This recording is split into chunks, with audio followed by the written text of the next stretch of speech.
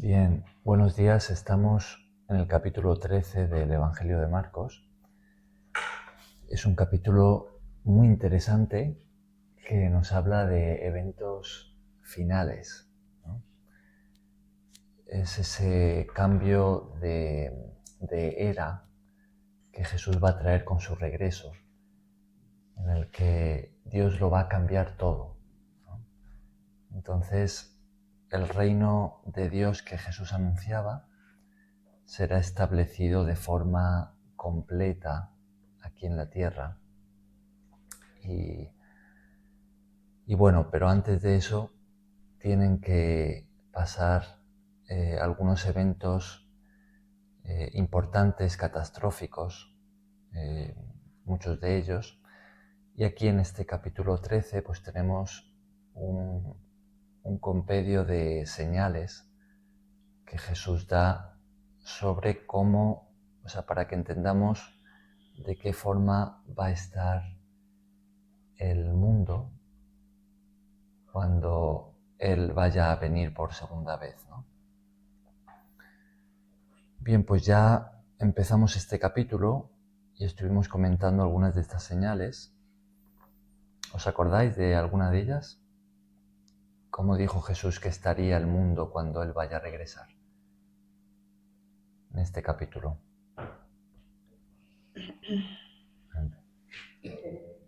Habrá piedra sobre piedra de los grandes edificios. Jesús profetizó la destrucción del templo. Eso es algo que ya pasó, ¿no? Sí. Eso sucedió en el primer siglo. Sí. Pero acerca de... Estarían muchos Cristos. Falsos cristos, ¿no? Mucho engaño con falsos cristos. Hambres, terremotos, alborotos, catástrofes naturales, ¿no? Sí. Estamos repasando lo de ayer y ahora leemos. Es el capítulo 13 de Marcos. Aquí, una página atrás. Aquí. Bien, entonces eso es lo que veíamos, ¿no? Que la tierra va a ser sacudida, van a haber catástrofes naturales, guerras, mucho engaño religioso, ¿no? Muchos falsos mesías, cristianismo distorsionado, corrompido. También Jesús dio una señal muy clara, que es que el Evangelio sería predicado en todas las naciones, ¿no? Antes de su regreso. Y también habló de persecución, ¿no? Persecución contra los discípulos, contra los cristianos. Habló de una sociedad anticristo que va a odiar a Cristo y a los que lleven su nombre, ¿no? Y él dio una ilustración, él habló de principio de dolores, ¿no? Y hablábamos de esa imagen de la mujer cuando va a dar a luz y cómo es como si la tierra se pusiese de parto, ¿no? Entonces estos eventos catastróficos pues van a ir en aumento y cada vez pues van a ser más intensos, con menos periodos de paz, ¿no? Y así también la persecución. Esas son las condiciones que Jesús nos presenta aquí, ¿no? Bien, vamos a leer una vez más el capítulo y seguimos comentando por donde nos habíamos quedado, que es el versículo 14, ¿no? Donde Jesús va a mencionar un evento clave de este tiempo final. Pero vamos a leerlo desde el principio y así repasamos y continuamos. Saliendo Jesús del templo, le dijo uno de sus discípulos: Maestro, mira qué piedras y qué edificios. Jesús, respondiendo, le dijo: ¿Ves estos grandes edificios? no quedará piedra sobre piedra que no sea derribada. Y se sentó en el monte de los Olivos, frente al templo, y Pedro, Jacobo, Juan y Andrés le preguntaron aparte: «Dinos, ¿cuándo serán estas cosas? ¿Y qué señales habrá cuando estas cosas hayan de cumplirse?» Jesús, respondiéndoles, comenzó a decir: «Mirad que nadie os engañe, porque vendrán muchos en mi nombre, diciendo: Yo soy el Cristo, y engañarán a muchos. Mas cuando oigas de guerras y de rumores de guerras, no os turbéis, porque es necesario que suceda así, pero aún no es el fin, porque se levantará nación contra nación y reino contra reino, y habrá terremotos en muchos lugares, y habrá hambres, alborotos, principios de dolores honestos. Pero mirad por vosotros mismos, porque os entregarán a los concilios, y en las sinagogas os azotarán, y delante de gobernadores y de reyes os llevarán por causa de mí, para testimonio a ellos. Y es necesario que el Evangelio sea predicado antes a todas las naciones. Pero cuando os trajeren para entregaros, no os preocupéis por lo que habéis de decir, ni lo penséis, sino lo que os fuere dado en aquella hora. Eso hablad, porque no sois vosotros los que habláis, sino el Espíritu Santo. Y el hermano entregará la muerte al hermano, y el padre al hijo, y se levantarán los hijos contra los padres y los matarán. Seréis aborrecidos de todos por causa de mi nombre, mas el que persevere hasta el fin, éste será salvo. Pero cuando veáis la abominación desoladora de que habló el profeta Daniel, puesta donde no debe estar, el que lee entienda. Entonces los que estén en Judea huyan a los montes. El que esté en la azotea no descienda a la casa, ni entre para tomar algo de su casa. Y el que esté en el campo no vuelva atrás a tomar su capa. Mas ay de las que están encintas y de las que críen en aquellos días. Orad, pues, que vuestra huida no sea en invierno, porque aquellos días serán de tribulación, cual nunca ha habido desde el principio de la creación que Dios creó. Hasta este tiempo ni la habrá. Y si el Señor no hubiese acortado los días, nadie será salvo, mas por causa de los escogidos que Él escogió, acortó aquellos días. Entonces, si alguno os dijere: mirad, aquí está el Cristo, o mirad, allí está, no le creáis, porque se levantarán falsos cristos y falsos profetas, y harán señales y prodigios, para engañar, si fuere posible, aún a los escogidos. Mas vosotros mirad, os lo he dicho todo antes. Pero en aquellos días, después de aquella tribulación, el sol se oscurecerá, y la luna no dará su resplandor, y las estrellas caerán del cielo, y las potencias que están en los cielos serán conmovidas. Entonces verán al Hijo del Hombre que vendrá en las nubes con gran poder y gloria. Y entonces enviará sus ángeles y juntará a sus escogidos desde los cuatro vientos, desde el extremo de la tierra hasta el extremo del cielo, hasta la extrema del cielo. De la higuera prended y para la parábola. Cuando ya su rama está tierna y brotan las hojas, sabéis que el verano está cerca. Y así también vosotros, cuando veáis que suceden estas cosas, conoced que está cerca las puertas. O cierto os digo, que no pasará esta generación hasta que todo esto acontezca. El cielo y la tierra pasarán, pero mis palabras no pasarán. Pero de aquel día y de la hora nadie sabe, ni aun los ángeles que están en el cielo, ni el Hijo, sino el Padre. Mirad, velad y orad, porque no sabéis cuándo será el tiempo. Es como el hombre que yéndose lejos dejó su casa y dio autoridad a sus siervos y a cada uno su obra, y al portero mandó que velase. Velad, pues, porque no sabéis cuándo vendrá el Señor de la casa, si al anochecer o al mediodía o al cuarto, Medianoche. a la medianoche o al canto del gallo o a la mañana, para que cuando venga de repente no os halle durmiendo. Y los que a vosotros digo, a todos lo digo, velad. Muchas gracias, Silvia. Bueno.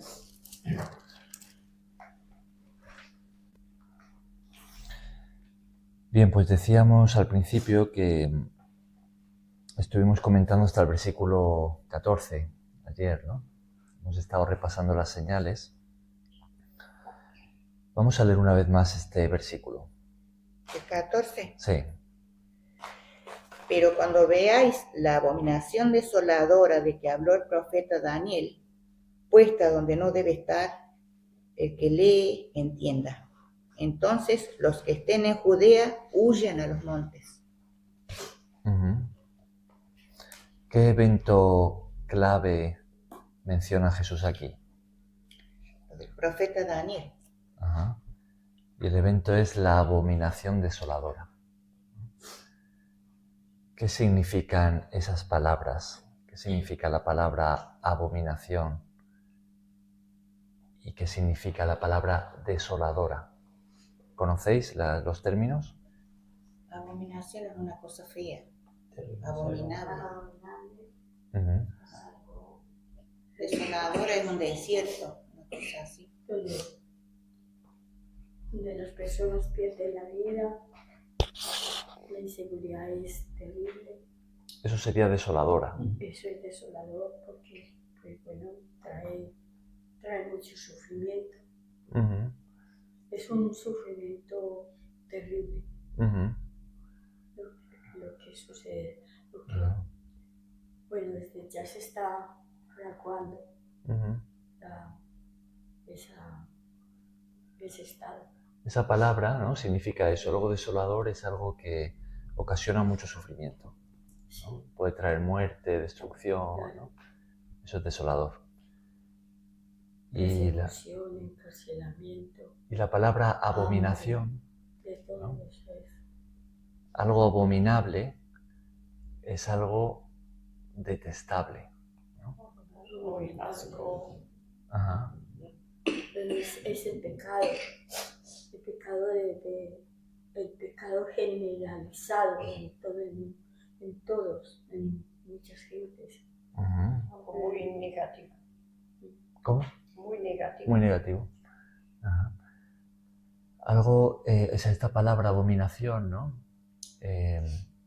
Suele estar en relación a Dios, ¿no? En el sentido de que es abominable para Dios.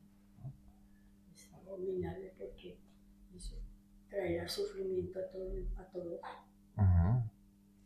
Bien, pero aquí para entender algo que no se pueda soportar, algo que no se pueda ver, algo que da mala forma, Claro que sí se ve. aspecto así. Para entender de qué está hablando Jesús, cuando dice la abominación desoladora, tenemos que prestar atención a con qué lo conecta él, ¿no? Porque él dice la abominación desoladora de que habló el profeta Daniel, ¿no? Entonces, él lo está conectando con alguien, ¿no? Con unos hechos que ya pasaron. Con el profeta Daniel, que habló de esto, ¿no? De la abominación desoladora. Claro, esto tendríamos que ir allí al profeta Daniel y leerlo, ¿no? No lo vamos a hacer, pero lo podéis. La opción de desoladora es más o menos algo para destruir. Claro, que trae destrucción, sí. Entonces, pero en algunas Biblias, si lo veis, ahí tenemos como numeritos, ¿no? Y hay 3 referencias de Daniel que nos aparecen ahí, ¿no?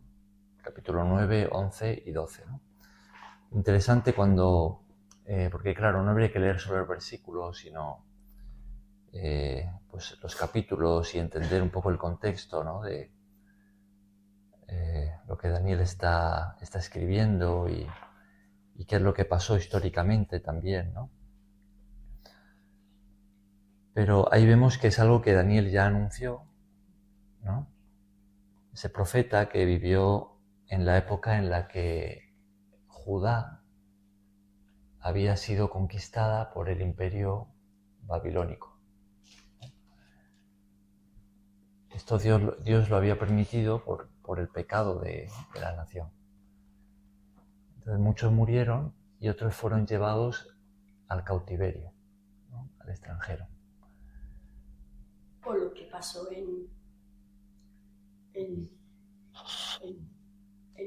cuando Noé, que Dios ya decidió castigar a todos. Claro, Dios también trajo juicio allí, sí. Pero bueno, vamos a continuar con Daniel. Entonces, entonces Daniel, el profeta Daniel, recibió mucha revelación de parte de Dios, ¿no? Y escribió el libro del Antiguo Testamento que lleva su nombre. Y él habló pues de cosas que pasarían en el futuro, de guerras que vendrían y profetizó mucho que se cumplió, ¿no?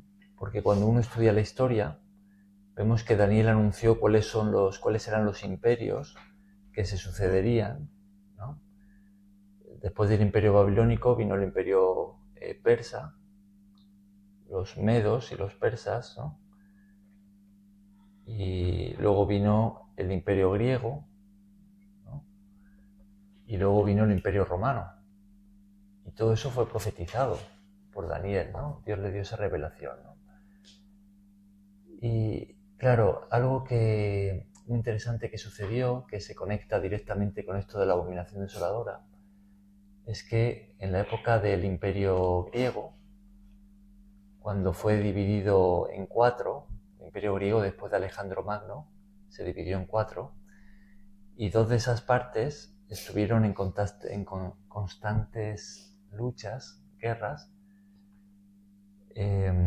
por el control de la zona de Israel. Entonces, una de esas partes, que era la parte del norte, pues ellos entraron en Jerusalén, ¿no? El imperio griego había conquistado Israel. Ellos entraron y en el templo ofrecieron un sacrificio pagano, ¿no? Entonces, eso era un cumplimiento de esa profecía. Eso es una abominación desoladora, ¿no?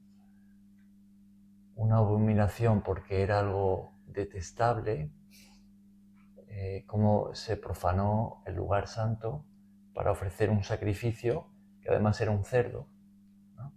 Era un animal impuro para los judíos, ¿no? Según la ley, ni siquiera a Dios, sino a un ídolo, ¿no? Y bueno, eso pues vino con mucha represión y destrucción, ¿no? Contra el pueblo judío.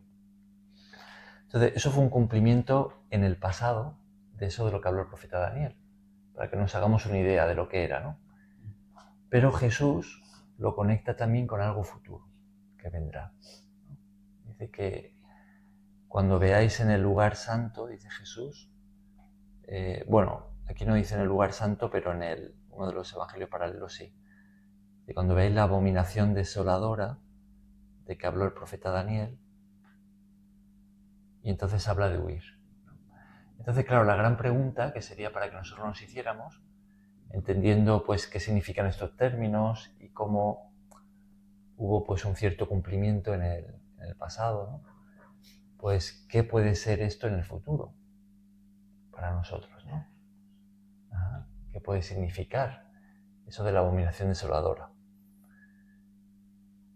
Hay algunas interpretaciones, ¿no?, que las vamos a comentar, pero antes de eso, ¿qué pensáis? ¿Tenéis alguna idea de qué puede ser para nosotros esta abominación desoladora que Jesús la pone como un evento clave de esos tiempos finales, ¿no? Él dice, cuando veáis la abominación desoladora. ¿Qué creéis que puede ser? La gente adorando cosas que no tienen que adorar y adorando a los animales, porque ya está sucediendo. Hacen cosas en contra de Dios, adorando a Satanás. Hacen esa imagen de Satanás, como hicieron en Brasil, y lo llevaban a Jesucristo arrastrando con la... Y el que lo llevaba era un demonio, todo disfrazado. Lo que pasa es que esa adoración a ídolos y a demonios es algo que... Es abominación para Dios. Pero es algo que ha pasado desde hace mucho tiempo, ¿no? No, ha pasado este año, en los carnavales. Ya, pero desde hace mucho que se adora a ídolos. Sí. Pero manifestado en esa manera, como una imagen grandísima, como de 8 metros. Todo el diablo, Satanás, sentado en un sillón grandísimo, y lo llevaban los demonios a Jesucristo, arrastrándolo. Claro. Creo que eso fue en Brasil, que sí. Sí, yo vi eso horrible, horrible. Eso sin duda es algo abominable. Eso es abominable, satánico. Bueno, como de la libertad sexual o lo del sexo ahora, pues, o sea, yo puedo decir que soy o no soy de tal determinado sexo, sino que yo me creo de una forma. Y también lo que se está viendo contra los niños. Ya, o sea, hay mucha libertad y están atacando mucho a los niños, de cierta forma, sexualmente, en cuando cambia de sexo, al trato sexual que les dan. Y eso como que está yendo en esa vía, que es que ya no tienen respeto hacia ni hacia su cuerpo, ni hacia los niños, que eran como lo más puro que hay. También hay una iglesia de homosexuales que leen la Biblia. Cari, ¿tú ibas a decir algo? Cari. La abominación, es que no sé dónde lo hemos leído. En el templo, cuando veáis la abominación.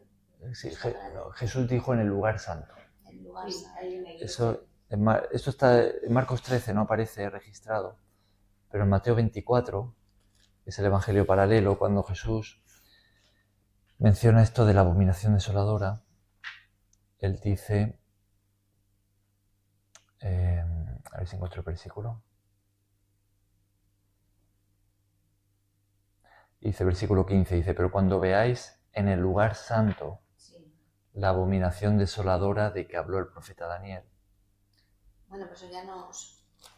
En el lugar santo, donde el santo ya nos determina un poco más a qué se refiere.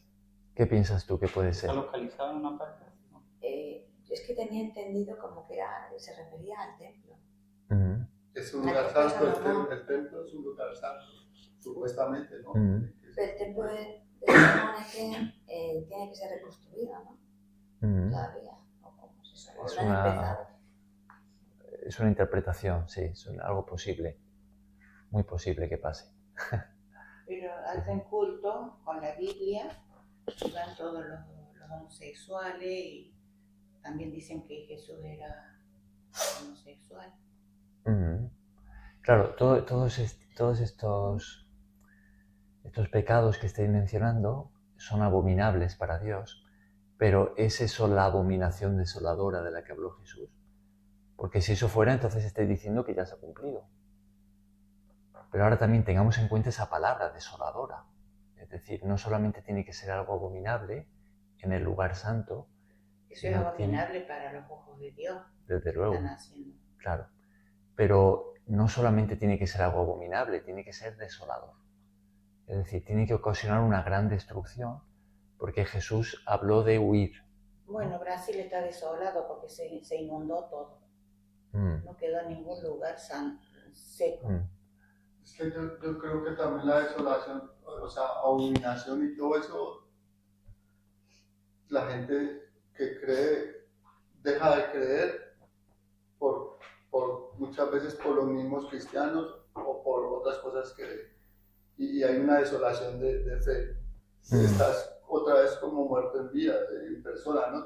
Así se me comprende que sí. estás afligido, no hay algo sí, así sí. también, ¿no? Una desolación espiritual, ¿no? Espiritual, sí. Pero entonces vosotros pensáis que esto ya se ha cumplido, No, cuando Jesús Eso dijo... no, yo creo que Pero esto... ni viene todavía. Entonces no... están manifestándose, sí, cosas. Pero se va manifestando, Ah.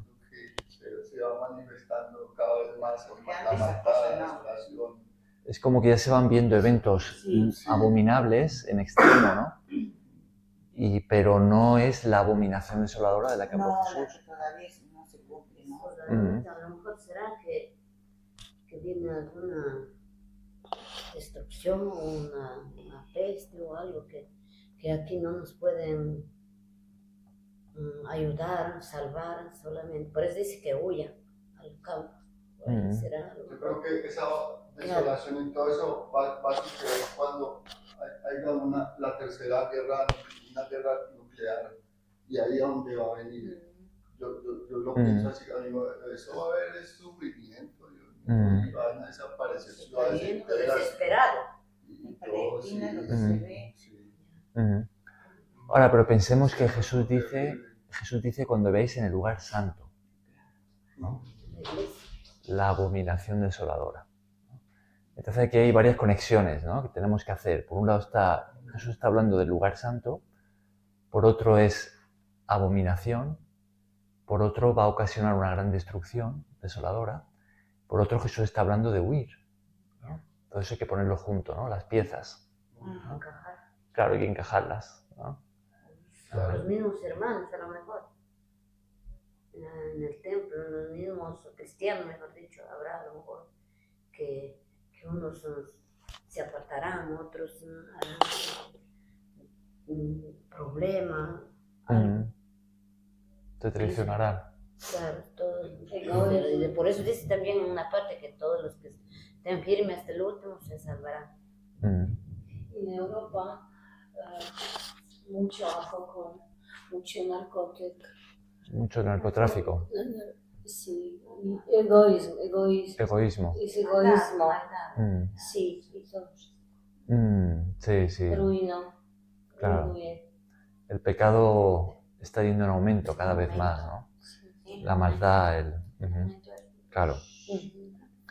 Bien, vamos a ver qué interpretaciones se suelen dar, ¿no? Porque esto, claro, es intentar, pues, reflexionar sobre qué podría ser, ¿no? Porque es algo que no... es algo futuro, ¿no?, que no hemos vivido aún, que yo sepa, ¿no? Entonces, ¿qué interpretaciones se suelen dar a esto? Bien, pues una de ellas, quizá la más clásica, es que, como mencionaba Cari, que se va a reconstruir el templo allí en Jerusalén, templo judío, ¿no? Porque desde que se destruyó en el año 70 del primer siglo, pues en estos 2000 años ha estado destruido. No ha existido ese templo, ¿no? Por cierto, lo que sucedió en el año 70 es también una posible aplicación intermedia de esto de la abominación desoladora, ¿no? Ahí porque recordamos que Jesús no solamente está hablando de lo que va a suceder en el futuro cuando Él vaya a regresar, que principalmente en este capítulo se centra en eso, pero también está respondiendo a la pregunta de cómo se va a destruir el templo, que es lo que Jesús había profetizado, ¿no? Pero bueno, hablando del evento futuro, ¿no?, pues una interpretación, la clásica es esa, ¿no?, que en Jerusalén se va a reconstruir el templo judío y se van a reanudar los sacrificios que se hacen, ¿no?, sacrificios de animales que los judíos tienen estipulados en su ley, que no han podido hacer en estos últimos 2000 años,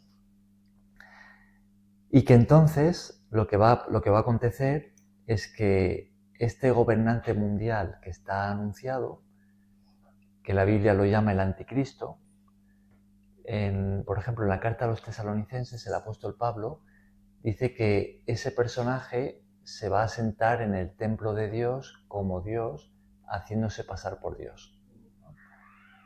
Entonces algunos ven en eso esa abominación desoladora, que en ese templo que se va a reconstruir, este personaje se va a sentar y se va a proclamar Dios. Y a partir de ahí va a desatar una persecución a muerte contra todos aquellos que lo rechacen, ¿no? Empezando por los que estén allí en Jerusalén, en Judea, ¿no? Y extendiéndolo hacia todo el mundo, ¿no? Por eso lo que tenemos inmediatamente después es: los que estén en Judea huyan a los montes, ¿no? Claro, es como que ahí va a tener su sede, el epicentro. Claro. Esta es una interpretación, una posibilidad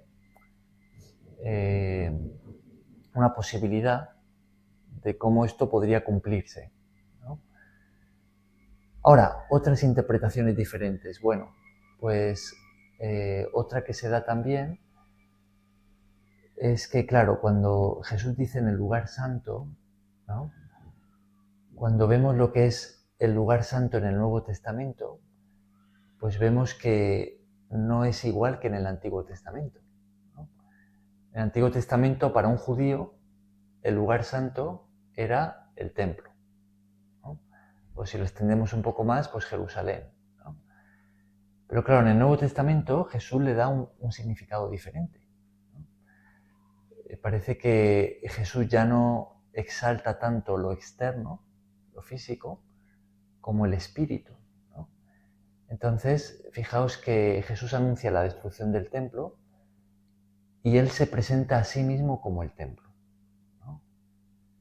Y el apóstol Pablo utiliza, siguiendo esa línea, transmite la enseñanza de que ahora nosotros, si estamos en Cristo, somos el templo de Dios, ¿no?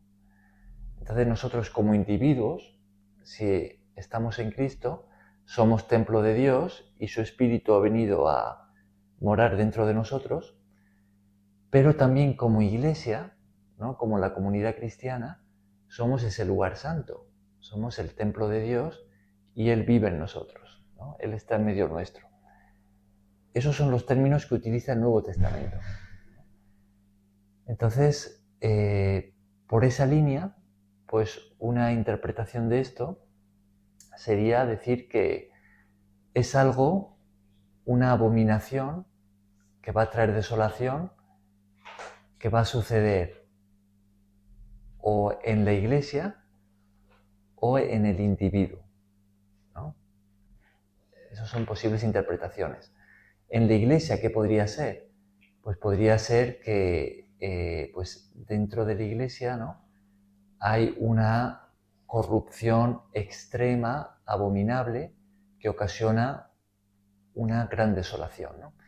Incluso puede ser hasta que el propio gobernante mundial anticristo se proclame el Dios de la iglesia, ¿no?, dentro de la iglesia, y venga una gran apostasía y muchos lo abracen, ¿no?, lo adoren.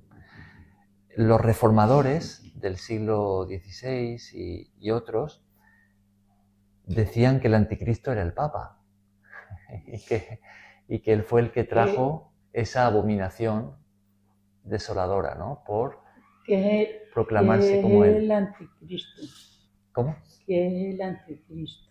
¿Qué es el anticristo? Pues el anticristo es ese personaje, ese gobernante que anuncia la Biblia, que va a tener un gobierno mundial, ¿no?, y que va a desatar una persecución a muerte contra todos aquellos que rechacen su sistema y que no le adoren y que no quieran formar parte de lo que él va a traer al mundo, ¿no? Principalmente contra los cristianos. Claro. Será una persona, claro, como un presidente. ¿Sí? Claro. El anticristo es un personaje, es un gobernante, pero también representa un sistema, ¿no? En realidad, a lo largo de la historia han habido muchos anticristos, ¿no? Eso lo dice el apóstol Juan en su carta, que aunque es un personaje futuro, ya han habido muchos como encarnados así. Claro, como en menor categoría, ¿no? Sí. Son como anuncios proféticos de ese que vendrá, que gobernará en todo el mundo, ¿no? Claro. Por ejemplo, en el primer siglo y siglos siguientes, algunos de los césares funcionaron como anticristos, ¿no? Y levantaron esa persecución a muerte contra los cristianos, ¿no? Pero a lo largo de la historia hemos visto, ¿no?, a varios gobernantes que han matado, han traído grandes genocidios y han perseguido a los cristianos, ¿no? Como se acerca que decía uno que él era Cristo y que tenía que morir todo para ser resucitado y mató a todos los que estaban congregando. Claro, eso sería un poco diferente, esos serían falsos cristos, ¿no? Esos serían los impostores que Jesús anunció. Pero los anticristos son aquellos que abiertamente se declaran en contra de Cristo, ¿no? Y levantan esa persecución o se autoproclaman Dios, ¿no? Tenemos, por ejemplo, un anticristo en Corea del Norte, ¿no? El gobernante de Corea del Norte es una especie de anticristo en menor escala, ¿no? Ahí en los límites de su territorio, ¿no? Él se proclama como un dios y a los cristianos los persigue a muerte y a todos aquellos que rechacen su divinidad, entre comillas. En la casa tienen que tener la fotografía de él y claro, y adorarlo. Claro. Y vienen de familia, ¿no? Viene el padre, murió, ahorita está el hijo. Sí. Ese tipo de siniestro. Claro, y es una sociedad de total control, ¿no? Y de miedo, ¿no? Funciona a través del temor, ¿no? Él ocasiona terror, ¿no? Entonces, ese tipo de sociedad que tenemos en Corea del Norte es lo que va a haber en todo el mundo con este personaje, este último anticristo, que nos dice Apocalipsis, que ese personaje va a recibir el respaldo total de Satanás. Que Satanás le va a dar toda su autoridad y poder. Y va a hacer grandes cosas, ¿no? Va a tener un gran poder que lo respalde, ¿no? Señales, milagros, ¿no? De hecho, nos dice el Apocalipsis que este hombre va a tener como una herida de muerte, pero que va a experimentar una especie de resurrección, ¿no? O de revivir cuando parecía que iba a morir, ¿no? Y entonces que eso va a maravillar al mundo entero, ¿no? Eso es lo que nos dice el Apocalipsis. También nos dice Apocalipsis que se le va a hacer una imagen y esa imagen va a tener la capacidad de hablar y todo aquel que no la adore, pues de mandarlo a la muerte, ¿no? Eso hoy en día es fácil de imaginárselo, porque cosas como la inteligencia artificial y así, pues es fácil de imaginarse una imagen que hable, por no hablar de las pantallas, ¿no? De la televisión y demás, ¿no? Entonces, este es el personaje del anticristo y una de las interpretaciones que se da a la abominación desoladora es, dejando de lado lo de una reconstrucción de un templo físico, que es muy posible que pase, pues más algo que haga referencia a la iglesia o incluso al cuerpo humano, ¿no? Hay quienes dicen que esto pues tiene que ver con una sustancia que se va a introducir en el cuerpo humano, que va a ejercer control, que va a traer destrucción. Algunos conectan la abominación desoladora con lo que sucedió en el COVID, ¿no? Y con esa sustancia que inocularon dentro de las personas. Yo personalmente no creo que eso sea la abominación desoladora, ¿no? Pero sí que puede ser un ensayo, ¿no? Otros pueden ver en la abominación desoladora en lo que está profetizado como la marca de la bestia, ¿no? Que es un dispositivo que se va a colocar, o sea, este gobernante, el anticristo, va a imponer un dispositivo, que el Apocalipsis lo llama la marca, que todos van a tener que llevar. Todo ciudadano de ese nuevo orden mundial, todo ciudadano del mundo, va a tener que llevar ese dispositivo. en la mano, brazo o en la frente, que va a ser algo de nanotecnología, ¿no? Un chip, un tatuaje cuántico, alguna cosa así, ¿no? Y allí va a ir todo, va a ir toda la información de la persona, todos los datos, el dinero físico va a desaparecer, todo va a ser crédito virtual porque nos dice Apocalipsis que nadie podrá comprar ni vender si no tiene ese dispositivo, ¿no? Pero seguramente va a tener algo más. Eso posiblemente va a tener la capacidad de controlar, ¿no? Ya hay muchos estudios que se han hecho sobre cómo ejercer control en la mente humana. Claro, ¿no?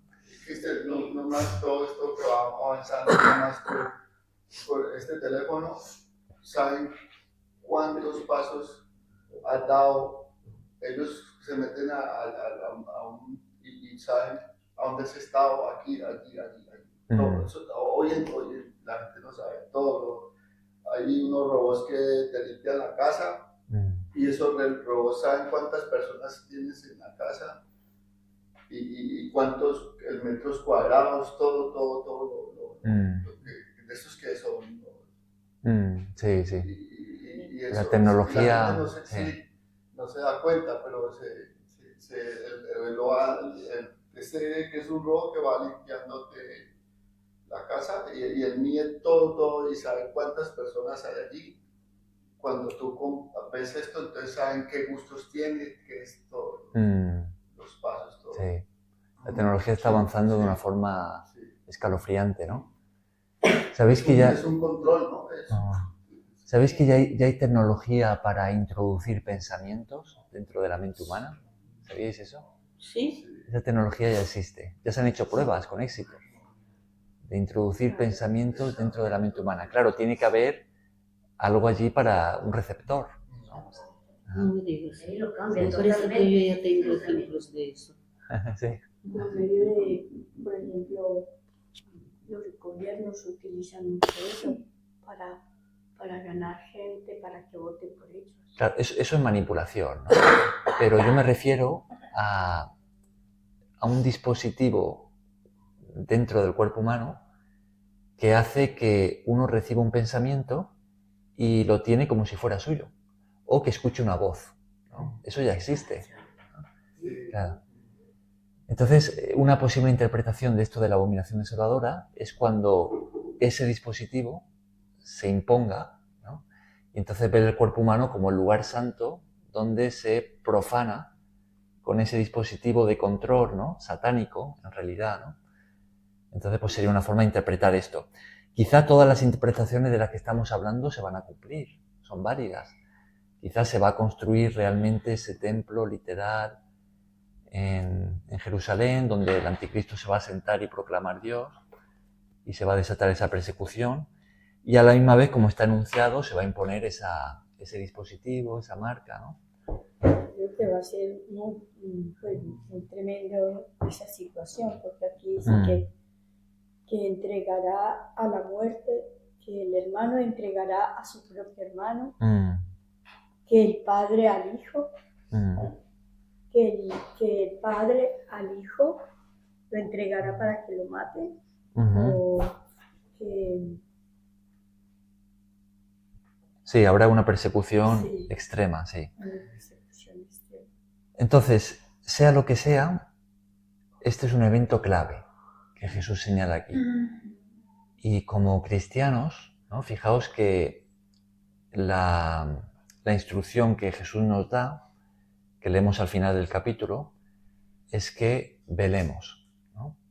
Como cristianos, Jesús nos ha revelado todo esto para que estemos atentos.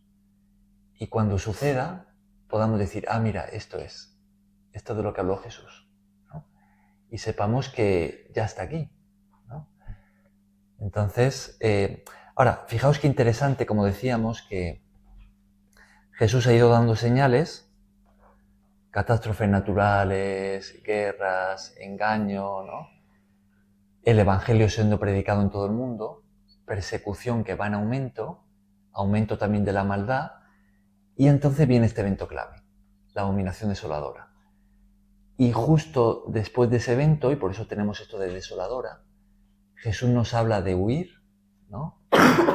Y utiliza un término muy importante que tenemos en el versículo 19, que está en conexión. ¿Qué término es ese? ¿Qué os llama la atención del versículo 19? Porque aquellos días serán de tribulación, cual nunca ha habido desde el principio de la creación que Dios creó, hasta ese tiempo, ni la habrá. ¿Qué os llama la atención de allí? A ver, imagínense que un hijo no pueda ni confiar en sus padres porque supongamos es cristiano, le gusta la palabra de Dios y entonces pues lo van a perseguir, van a ser capaces de entregarlo para que lo maten y en fin todas estas persecuciones debe ser terrible, debe de ser... Está describiendo...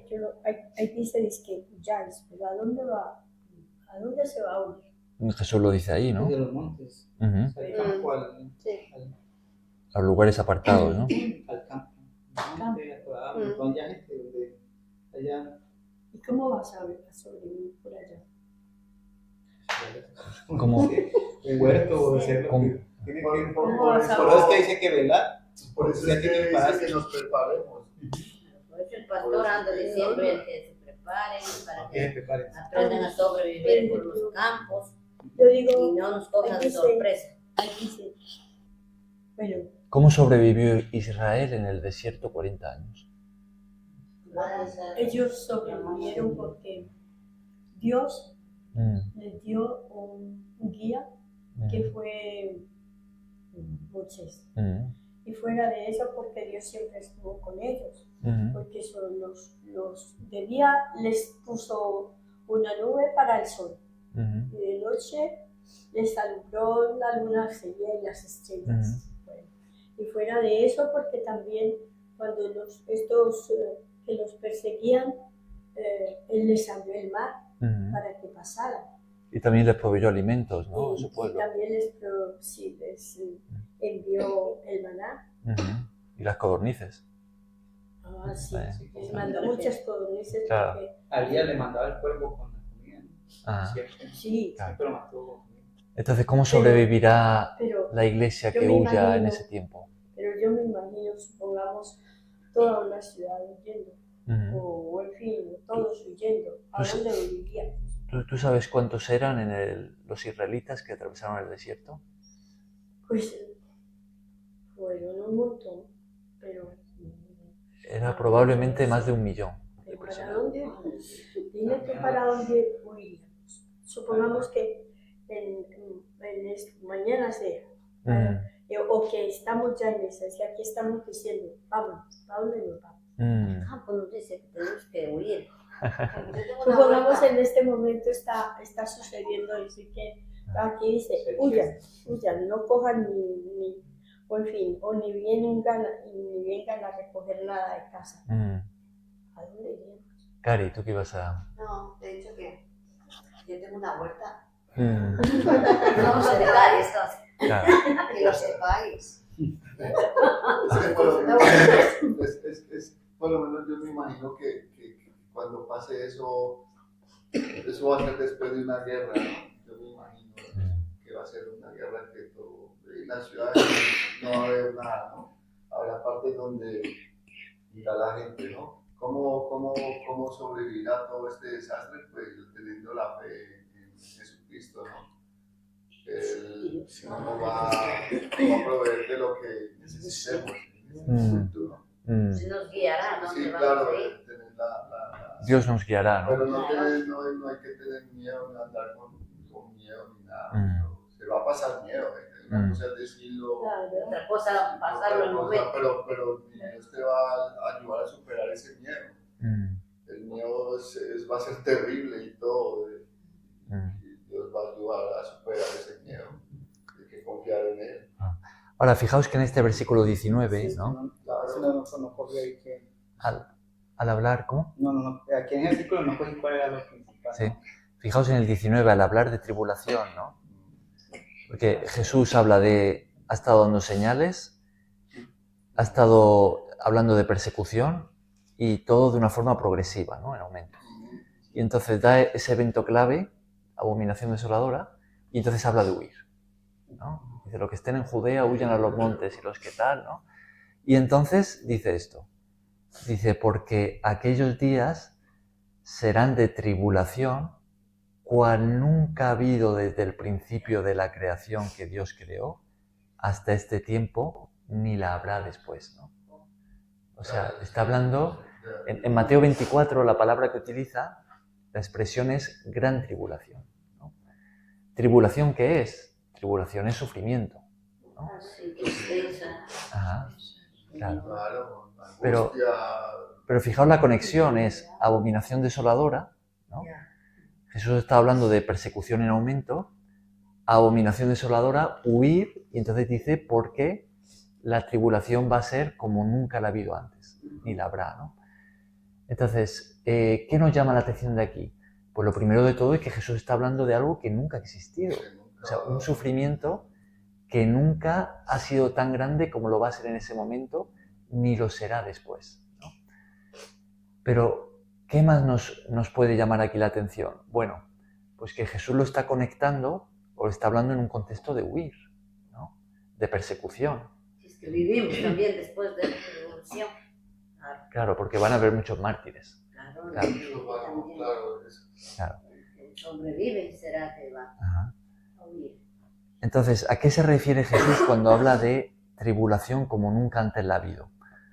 Bueno, yo creo que la forma más lógica de ver esto es que Jesús está hablando de persecución contra los suyos, contra los cristianos. Y está diciendo que en este momento de la historia, justo antes de que Él regrese, cuando ya se haya manifestado el anticristo, la persecución va a ser extrema como nunca antes ha existido ni la habrá después.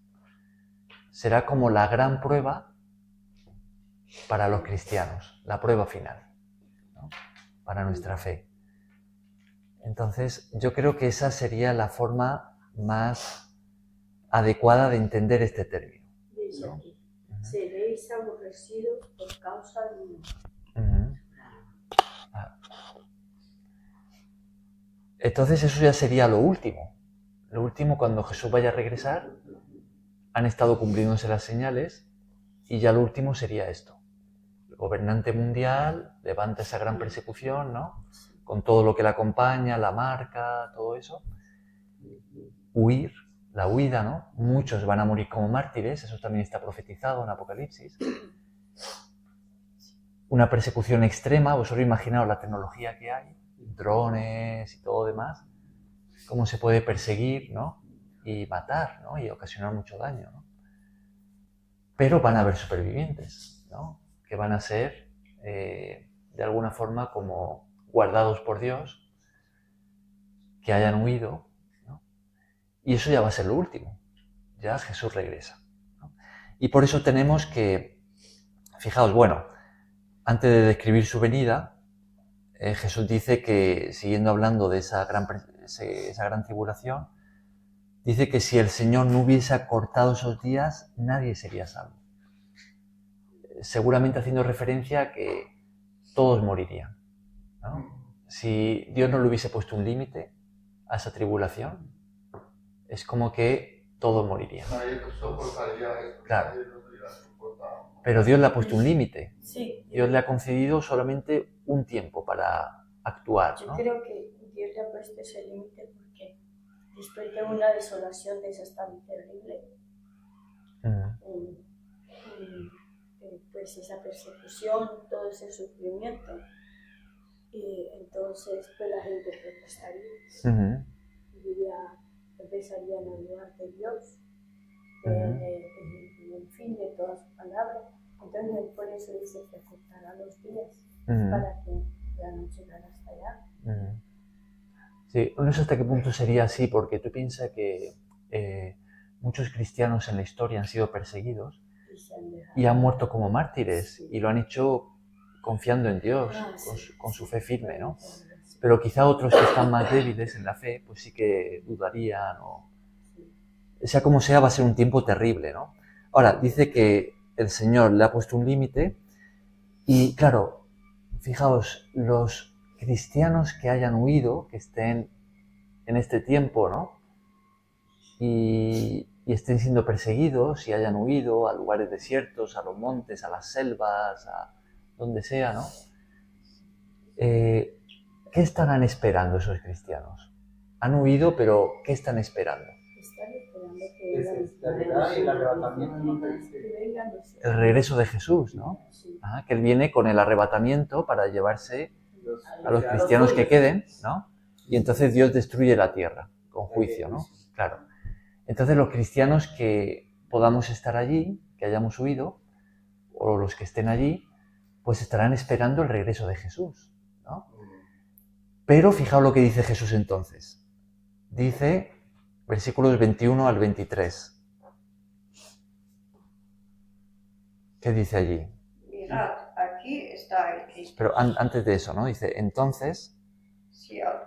Entonces, si alguno os dijere, mirad, aquí está el Cristo, o mirad, ahí está, no lo creáis. Porque se levantarán falsos cristos y falsos profetas, y harán señales y prodigios, para engañar, si fuese posible, aún a los escogidos. Mas vosotros mirad, os lo he dicho todo antes. Entonces, en esa espera, ¿no?, de que Jesús va a regresar, se van a oír voces, ¿no?, de que, mirad, ya ha regresado, está allí, ¿no?, está en tal sitio, ¿no? O mirad, está, ¿no? Y entonces Jesús dice, cuando escuchéis eso, no lo creáis. Porque Jesús no va a regresar de esa manera, ¿no? Entonces, ¿cómo va a regresar Jesús? ¿Cómo vamos a saber que es Él? El Espíritu Y como cuando vaya a regresar, ¿cómo nos? Que todo el mundo lo va a ver, visible para todos. va a bajar en la nube. Claro. Va a ser algo visible para todos, ¿no? Va a ser algo con estruendo, con ruido, con gloria, con esplendor, ¿no? Y todo el mundo se va a ver, ¿no? Eso no es que está ahí, o sea, viene caminando y no que él va a llegar. Ajá. Porque igual dice, Claro. como que no crean que dice está allí o allá, ¿no? Claro. Bien, o sea, no. Él viene en el cielo, ¿no? Del cielo. Ajá. Por eso Jesús lo que dice a continuación, Él habla en los siguientes versículos de cómo el cielo entero va a ser conmovido, es como si se abriera el cielo, ¿no? Ajá. Dice que el sol deja de ¿cómo lo dice? El sol se oscurecerá, la luna no dará su resplandor, las estrellas caerán del cielo. 26, ¿no? Ajá. Sí, 4:25. Esto del el sol se oscurecerá, la luna no, las estrellas caerán del cielo, ¿no? Esto puede ser algo literal o puede ser una forma de decir que llega el juicio de Dios, ¿no? Porque esto en el Antiguo Testamento, esta expresión se utilizaba, ¿no? Y se utilizaba en relación al juicio, ¿no? Al juicio de Dios, ¿no? Entonces puede ser algo así o puede ser algo literal también, ¿no? Que realmente Puede ser todo el cielo va a ser... un eclipse en el cual el sol ve de la luna tapa el sol y ahí es donde se oscurece por momentos, pero tal vez pueda ser más largo de lo que ha sucedido, que se ha sucedido. O algo más fuerte que eso, porque si pensamos que ya es ese momento que Jesús viene, ¿no? Es como decía, como si Dios abriera el cielo, ¿no? Como si le dijera, bueno, lo cambiamos todo, ¿no? Y llega Jesús. Bueno, sea lo que sea, sabemos que va a ser algo visible, ¿no? Por eso nos dice que entonces verán al Hijo del Hombre que vendrá en las nubes con gran poder y gloria, ¿no? Y viene con todos sus ángeles, ¿no? Ajá. Dice, y enviará sus ángeles, y ahí tenemos el arrebatamiento, ¿no? Y juntará a sus escogidos. Eso el apóstol Pablo lo describe en su carta a los tesalonicenses como el arrebatamiento. Jesús viene, dice que viene con trompeta, con ruido, con sus ángeles, y va a arrebatar, a llevarse de la tierra a los que le estén esperando, a los suyos, ¿no? ¿Llevan el cuerpo y alma? Serán transformados, porque en ese mismo momento ocurre la primera resurrección. Es decir, los que hayan muerto en Cristo serán resucitados. Y ellos, juntamente con los supervivientes que hayan quedado en Cristo, serán llevados al cielo, ¿no? Ajá. Y lo contrario, hay que transformarse diferente, ¿no? Los que estén vivos serán transformados, claro. El cuerpo ya no va a ser como el que tenemos ahora. Será para recibir... Se queda aquí. Claro, los que hayan rechazado el Evangelio se quedan aquí en la tierra. Y después del arrebatamiento lo que viene es el juicio de Dios, ¿no? Y Dios va a destruir todo ese sistema anticristo y... Se acabará todo. Claro. Entonces cuando Dios lo haya destruido, lo haya limpiado todo, entonces el reino de Dios es establecido en la tierra. Uh-huh. Pues eso es lo que está anunciado y eso es lo que va a venir, ¿no? Es lo que Jesús profetizó. Ahora, ¿cuándo regresa Jesús? ¿Cuándo viene Él para arrebatar a la iglesia que haya quedado viva y resucitar a los que hayan muerto en Él? Y llevárselos de aquí. ¿Cuándo? Pues Jesús lo dice aquí, ¿no? Versículo 24. ¿Cuándo? La pregunta es ¿cuándo? Pero en aquellos días, después de aquella tribulación. Después de aquella tribulación. Todo pasa. Es decir, primero se manifiesta el anticristo, viene lo que se llama la gran tribulación, viene esa persecución a muerte extrema como nunca antes la ha habido, ni la habrá, y claro, todas las señales que ya se han cumplido, ¿no? Y después de eso regresa Jesús. Esto es importante de tenerlo en cuenta porque hay una enseñanza que se ha extendido mucho en las iglesias que a mi modo de entenderlo es muy errada, ¿no? O sea, errada. No sé si se puede ser muy errada, ¿no? Es una enseñanza errada, ¿no?